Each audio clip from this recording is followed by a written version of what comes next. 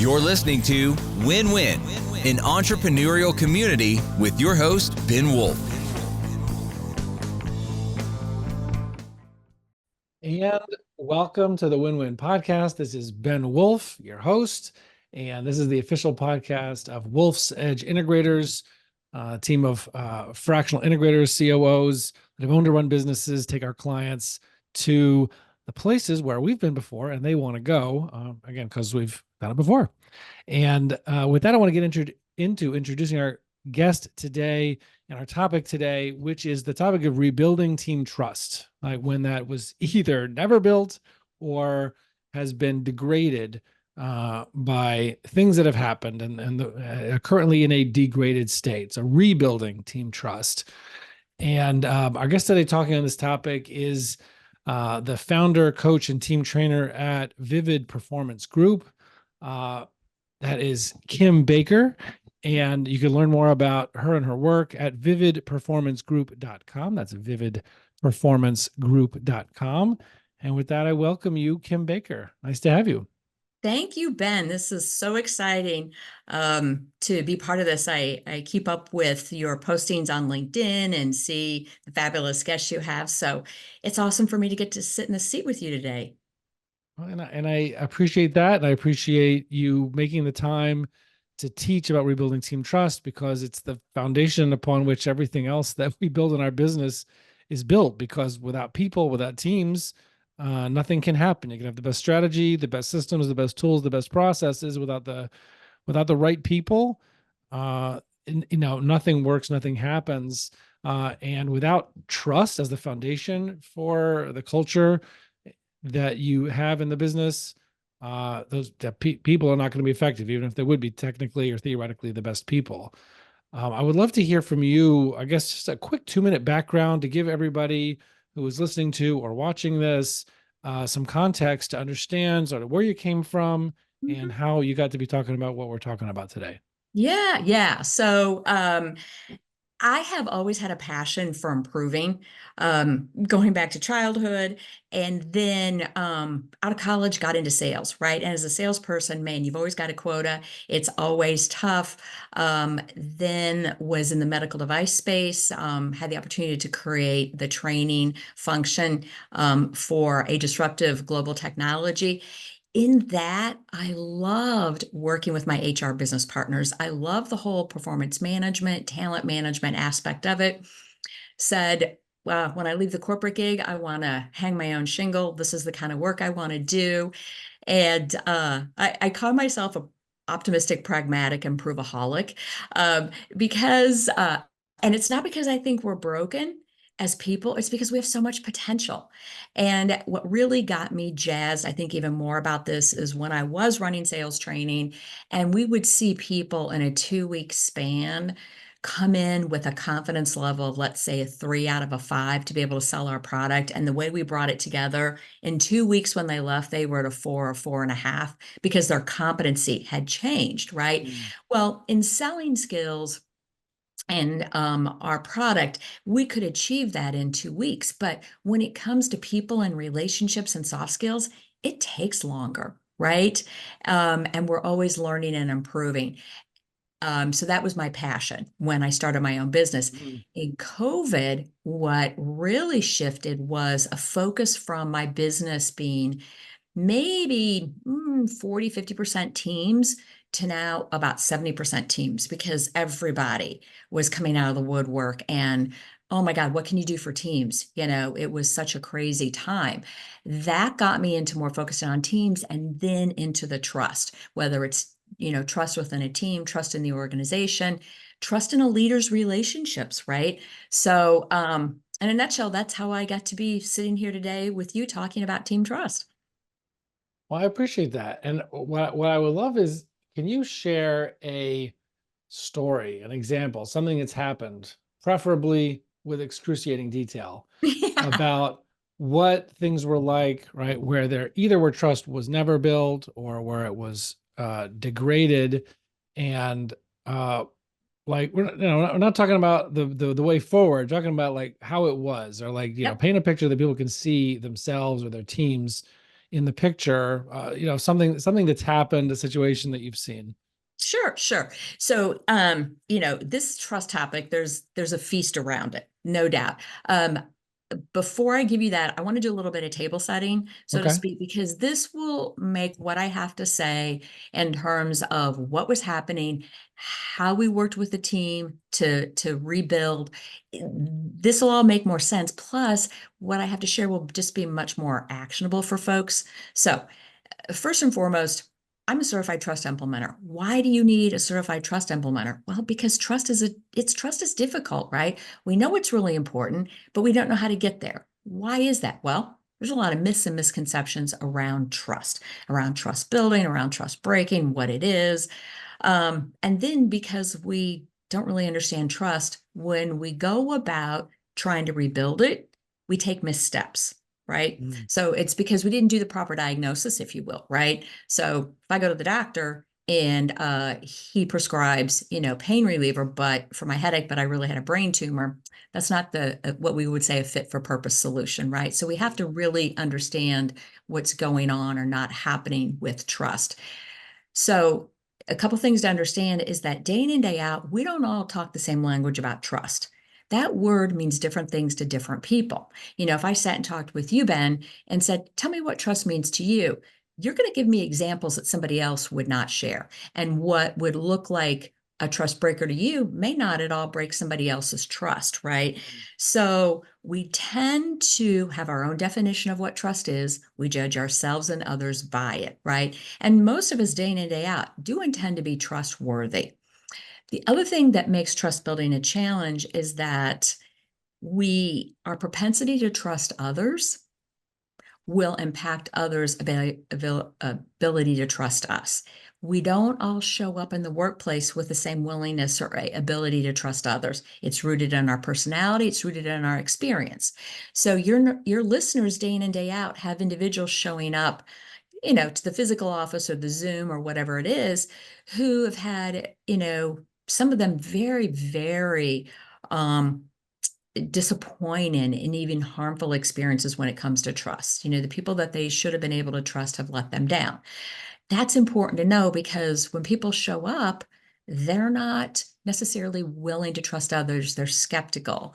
They hold grudges. They're critical. In fact, I've been called in to coach by now over a dozen leaders, teams, etc., where they were so skeptical and mistrusting from a true derailing personality aspect that it was getting in the way. Mm-hmm. So that's really important to know. We don't use the same definition. We use our own criteria. We don't all show up to the workplace with same willingness to trust others. So that's important to know why trust gets broken and why it can be harder to build. The other thing that makes trust building a challenge is we talk about it in the abstract. We conflate terms like values and culture and trust. But when it comes down to it, there's one way and one way only that we build or break trust, and it's our behavior. So if we are not focused in on identifying what the behaviors are that break trust and what the drivers sometimes are of those behaviors, then we can't do anything about it, right? So what happens then when people try to go about building trust? Oh, go watch this TED Talk. Oh, let's do some values exercise. Let's talk about our DISC scores. But the fact of the matter is that if I'm gossiping about you, or I'm not keeping my agreements with you, or I'm micromanaging you, you really don't care about my DISC score. You don't care to have a beer with me. You just want me to stop doing those things that are breaking your behavior or breaking your trust. So anyway, thank you for the opportunity to do some table setting because again, we build and break trust and behavior. So we want to be talking about behaviors. Okay. So you asked for an example. Again, as I like to say, the names, kind of the industry have been changed, Yeah, certainly 100%. to Yeah. protect the brave and The courageous, industry, the right? names, Yeah, but yeah, yeah. So I'll give you an example. So in my work, frequently what I find is a team itself has moderate to high trust, where many times we see it breaking down. I'll use this as an example, is team of teams. So, maybe it's sales sales and the ops team. Maybe sales has pretty high trust within that team. Ops has pretty high trust within that But team. between the teams. Yes. Yes. And those are grittier. Those are harder because those have more factors involved. Also Sales is not getting us enough detail that we can operationalize. Ops is slowing us down and and not, and making selling harder. Yes, exactly. Yeah, sales many times feels like, stuck between the customer and ops. Another one, so you're going to have listeners who are more in the manufacturing environment. So think shop or production versus maybe, project management or engineering. And so what will happen is there's three key things to know. First of all, okay, what's happening that people are doing day in and day out that are breaking trust? What are these behaviors? Of course, we talk about the impact of that. Number two is what is occurring that is driving people to engage in those behaviors, right? The third thing is once we figure out the first two, now what's the process for repairing trust? People are engaging in these trust building and breaking behaviors because something is driving it, something within the team of teams, something that's much more structural, something that is generally not people related. Those things are happening that drive people to act in a way that breaks trust. Well, even when we fix those things, and I'm going to give you some details, they'll start to make sense. Even when we fix those drivers, people are left with a memory and hurt feelings, and they feel betrayed and they feel less confident and they'll feel less committed because we've had this experience, right? So what needs to be rebuilt? Yes. So if so a particular situation, I was called in to work with I started out with a project management and engineering team. We did trust work within that team, got that built up. And by the way, that team was actually moderately high trust.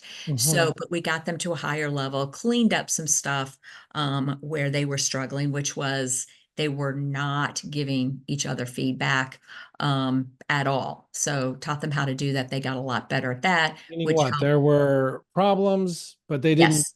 They Yeah. maybe complained about it to each other, but didn't like share for the sake Yeah. of greater improvement. So what would happen is that they didn't gossip much about each other, but what they would do is first and foremost, they were late delivering on their commitment. So let's say that, the engineer was supposed to come up with some sort of a drawing by a certain time frame, have it to the project manager, didn't get it to him or her, but the project manager then wasn't saying to the engineer, hey, you're late on this, or if it was multiple times being late. The engineer was doing a very poor job in managing the project manager's expectations in terms of, listen, you're asking for this tomorrow, but I have 5 other people in my ear who want something. And oh, by the way, if I don't get this to the people on the shop floor, now this is not going to Production ship will on shut time. down or whatever. Right. Yeah. So this is the real stuff that happens, right? And then, oh, by the way, somebody else didn't get me the information that I even need to do this drawing, right? So this is real world, right? We work interdependently with people, right? And a lot of times the task is sequencing like that. So we got things cleared up there that, much of that was actually the way their work was laid out and wasn't designed well, and they didn't have clarity on who was supposed to do what and when. So that was a little bit more pedestrian stuff, but not Well, do small. you get involved in that kind of stuff where it's because of a bad system or process that's causing the breakdown in trust? I mean, do you get involved in that? I will highlight it. I will uncover it. I don't fix it for them. Sometimes they have the capability to fix it internally, or I'll refer them to others. So, I'm not, I can say, listen, it's very clear to us now that you need a process, or you need to clean up the process. You need a better way, let's say, to get data to know if you're ahead or behind on a job. So yeah, there are these conditions that we look at in a team. There's 6 conditions that account for up to 80% of a team's effectiveness, right? People right seat is only one of them. And so that's also a piece of my work, diagnosing, okay, if a team is not clear on their purpose, if a team is not clear on the work they're to be doing, if they don't know what their stakeholders want of them, people just maneuver in their own heads. Well, this is what I think we should be doing, and this is how I think we should be doing it, right? When we get that cleared out, many times what we start to see is if those things are strengthened, now there's less triggers where people go into trust breaking behavior. So it's a both and, right? In this particular case, engineering, we got them laid out. They also actually needed a couple more team members, and that was causing a challenge because people were overburdened. We're understaffed. Right? So, yeah. So then the situation was with now the production / shop, as they'll call it.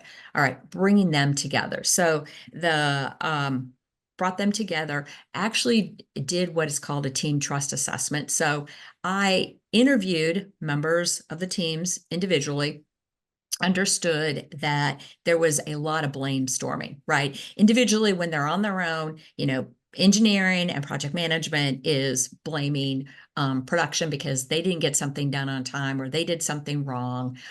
They sometimes, this is an environment where there's a lot of ambiguity because they have custom work.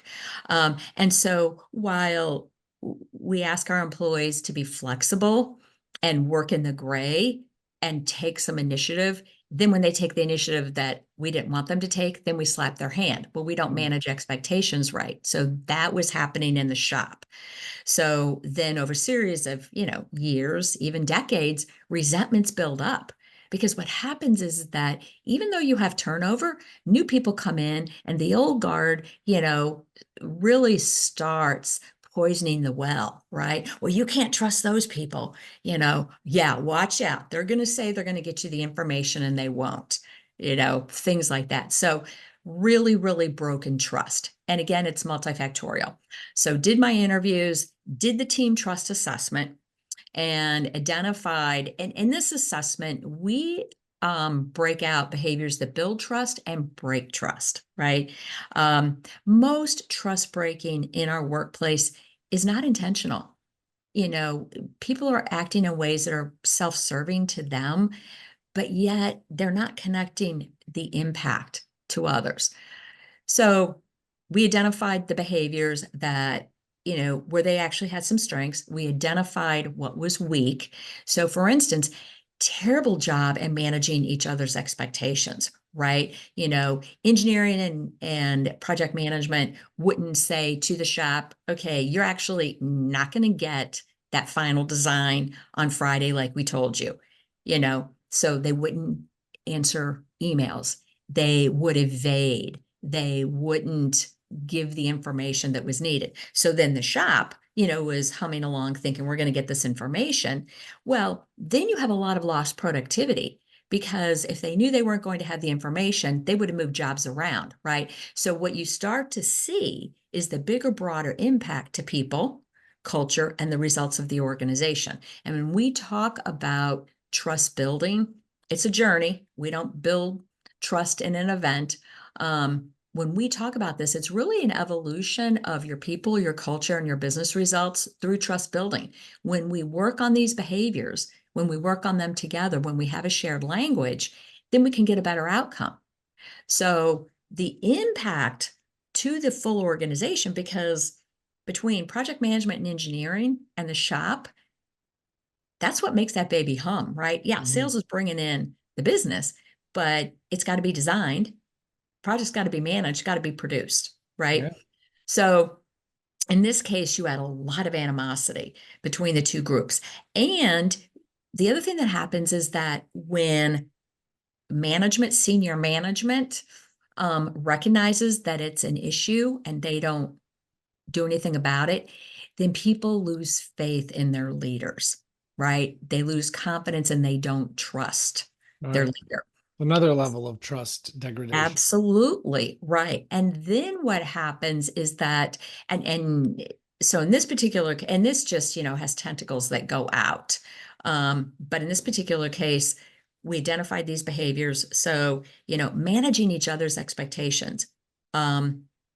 keeping the agreements, and actually sharing information were three behaviors that this team of teams was really struggling with. Now, again, what's driving this? Part of this is that they did not have the correct processes laid out. Another part of this is that they did not have norms of behavior. So that's one of the things that we established is when What do you you are, mean norms? What does that mean? Norms yeah. of So behavior. how we interact with each other in terms of what's appropriate or inappropriate when we communicate, when we manage through conflict, what's appropriate for us to say, what's not appropriate. Can you give some When we're examples? Yeah, exactly. So one of the things that they said is when we disagree, we shouldn't call each other names. We shouldn't shout. Okay. Yeah, I yeah, guess if that's not already the norm, yeah, then that's right. It wasn't. And it's really interesting. We should always be respectful. As I say, that's actually not a behavior. People are like, what? I said, show me what's happening. What would I see on a videotape? What would I hear on an audio if somebody was showing respect? Well, here's what's interesting. When I do these sessions, somebody will give an example. Somebody else says, I don't think that's respectful. So somebody may say, I'm going to give you feedback and I'm going to do it in the group setting so you can also get feedback from others if you're doing that. And somebody else goes, well, wait a minute. I feel like you're shooting, making me a target. If you have an issue with me, talk to me one-on-one, right? So again, that's a norm of right, behavior. right, Um, right. Get on the same page, right? yeah, What are the norms we expect? What are the healthy norms that are going to yeah. build trust and not degrade it? Showing up to meetings on time. Mm. you know, if you say you're going to, letting other people speak, not cutting each other off, really, and many of these then do tie over or cross over into behaviors, that build and break trust. But getting those vital few that they really need, the bare minimum is really important. Mm. Oh, that's interesting. Yeah. And we also found that for this team of teams, they needed to do some, make some software changes and have some additional reporting so that they had earlier indications if they were falling behind. So again, those are things that when they're present, um, give people information, get them pointing in the right direction, create an environment for transparency and openness. Um, so then what we had to do though was the final piece is guess what? Even though people could see, okay, these are behaviors that as this team of teams, we're going to go to work on and we see the impact and we want this. Okay. That's awesome. Right. I worked with them doing a workshop on giving and receiving feedback without getting defensive. There's two parts of that, giving feedback and receiving it without getting defensive. Mm. And we did that over a series of, it was 3 sessions, because we can't take everybody off the shop floor and we can't take everybody, out of engineering or project management, but we had to do these together, right? They had to build that skill together. They had to build that momentum and enthusiasm to do this because they're the ones who You needed taught this with the two teams together, the two together. separate teams, but the teaching was together. Absolutely, because they're the ones who needed to give each other feedback, right? Mhm. Project management and engineering need to be able to say that to the shop and production, and they needed to be able to have that. And so learning the skill together, then they have a shared language, right? Mhm. And we Mhm. had some fun stuff like, warming up, we'll have them do cornhole and that game, where you're throwing the bean bag but somebody's the person throwing it has a blindfold on and the other person has to give them direction, Mm. feedback. And so it's just a fun way to warm up to then talk about, okay, now, and we always get to what's really happening here that you guys, what are the toughest conversations? Where do you need to give feedback? And the other thing to know about this is that sometimes I work with people who are so interpersonally sensitive that giving that feedback is a real challenge, like just not comfortable with it, even though they know that the team needs it, even though they see the benefit, getting that internal comfort. So I can teach people a skill all day long, but do you have the will to use it? So will and skill are very different. So then that's where many times I have to work with individuals one-on-one to help them get that comfort level with giving the feedback. Sometimes I'm working with people who they're willing to do it, but they're so harsh or abrupt. We have to really finesse it, right? So kind of two ends of the spectrum. The other thing that I did with this team was really working on giving each other the benefit of the doubt, and that people starting to recognize that people do have good intentions, that we do really want to do great work. And that, again, being able to see how some of the structural stuff was driving people not to be the best corporate citizen and not treat each other fairly. And that was a big driver of the behaviors. That really helps people. All right. Now, there was still, there's still that humanness. And I did have people in the team of teams, I had people who were skeptical, right? Who by their very nature are skeptical, who are distrusting. And what I have to say to those folks is, your capacity to trust others can also, if it's low, it impacts your ability to be willing to forgive others, right? And so when we have teams that there's a lot of discord and a lot of anger and hurt and just that rawness, we take them through a 7 steps of healing. And this, sometimes is a series of over 6 months to a year, these steps, right? And we'll start out with, okay, we have to just observe and acknowledge what's happened, right? We understand how you got to this today. Let's talk about the feelings, right? We have to really get this out. What kind of support can we give each other? What kind of support do you need externally? We then will also really focus in on for them, how has this impacted us? And anything else that we need to work on with that regard. Everybody has to take responsibility, because even when we recognize there were drivers that caused us to act in a certain way, I got to own my part of this. Our mantra in trust building is trust begins with me. Trust begins with you. We can't wait for somebody else to take the first step. And many times the people I work with, the first step is just to say, have them think, why might you want to trust others? What might that do for you? Or why might you want others to trust you? I mean, sometimes their head is not there. It's just a matter of, okay, why might? People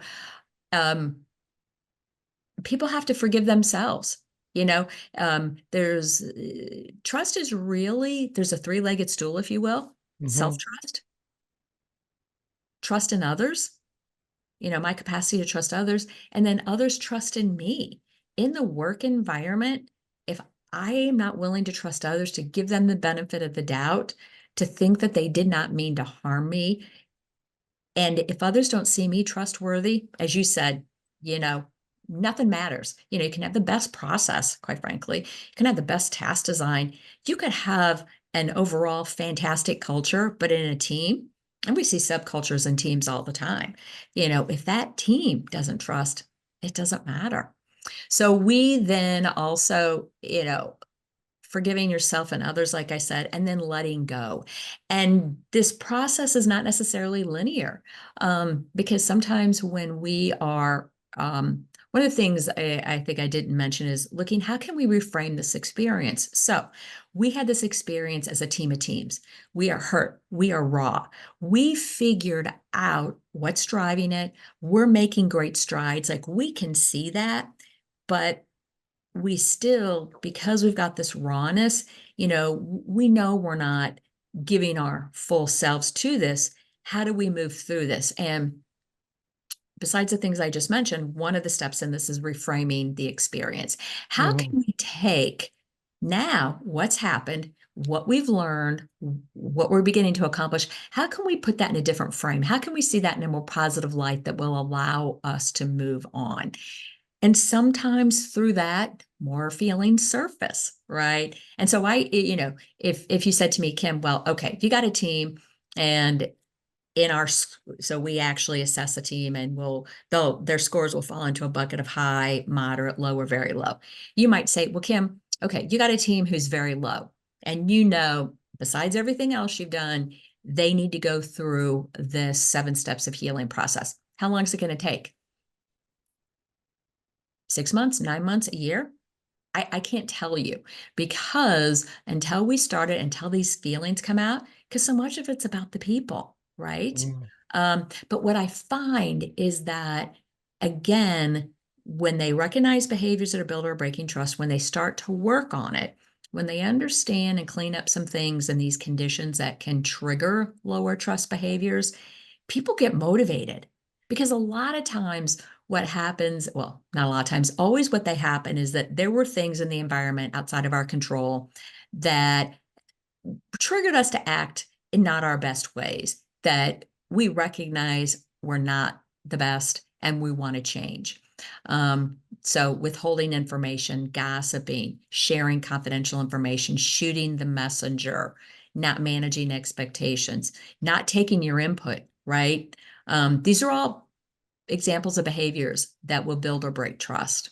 Mm-hmm. Yeah. That's amazing. So, right. So I'm hearing that things people can be doing, should be doing to rebuild trust. I mean, getting on the same page, because people have different definitions of what are the norms of behavior and communication, determining, I guess, where trust has been broken, how to rebuild that, fixing processes or systems where that is just inherently going to break trust between teams or between people. Um, you know, give me a couple of others, like from everything you've said until now, one or two other bullet points that that people can take away from this. Yeah, sure. So, if you feel that somebody has broken your trust, number one is, do you want to have a conversation about it? If you decide to do that, how do you want to tee it up? A way to think about it is, give the person the benefit of the doubt that they did not mean to break your trust, right? So, for instance, ask yourself, what would cause a reasonable person to do or say what they just did? What would have to be true for that person to act the way they did? Maybe you were just the messenger and you were shot, so to speak. And, nobody likes to have that happen. Maybe it's happened a handful of times and you want to have that conversation. Well, part of it could be that person's personality and they're just, pretty harsh and abrupt, but maybe something is going on. And so thinking to yourself, okay, what's going on for that person? What are their challenges they're facing? What could be a stress point for them that they react the way they do? So giving people the benefit of the doubt. A lot of times we feel that somebody has broken our trust. And when we start having conversations, we realize we didn't have the full information. Mm-hmm. I will say the other thing, and again, this is where trust building is a challenge. If we don't all have a shared language using a model, Mm-hmm. that defines trust building and breaking behaviors and that assesses it. When we bump along using our own definition, we set ourselves up for real disappointment. So I'll give you an example. I was coaching a gal, and also she was leader of a finance team. And it's a matrix organization. So the people on her finance team, although this has changed now, but at the time did not report to her. They were reporting up in different organizations to the CEO. So we did an exercise where we brought them together, and it's called the lands exercise. So everybody talks about what it's like to be in my land, and it really helps you understand what their world is like and how you intersect with them. Well, she came out of that, and she had shared the challenges she was having, et cetera, et cetera. So she's on a call with one of the individuals, and my coachee is discussing all the challenges she's having. This is late and I can't get this from the owners, and on and on and on. And she leaves the conversation and has a session with me, and she's really upset with that individual. And I said, why are you upset with that individual? Well, she didn't offer to help me. Help you what? So in the series of conversations with my coachee, I said, well, how would she know that you would want her help at all? How would she know what type of help? And she said, oh my gosh, she wouldn't. And I said, why not? Well, I never told her. I said, so you've had a standard, an expectation of her that you've held internally, and now you're judging her by it, and she's failing because she's not a mind reader.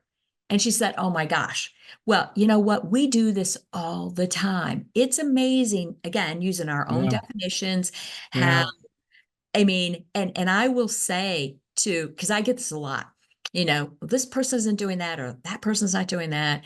And I'll say, okay, do they know that they're supposed to be doing this or that? Have you given them feedback? Yes, sometimes yes and no. Then we'll talk about other examples. Well, do they know that that's part of their role? Well, not necessarily, but shouldn't they just know that?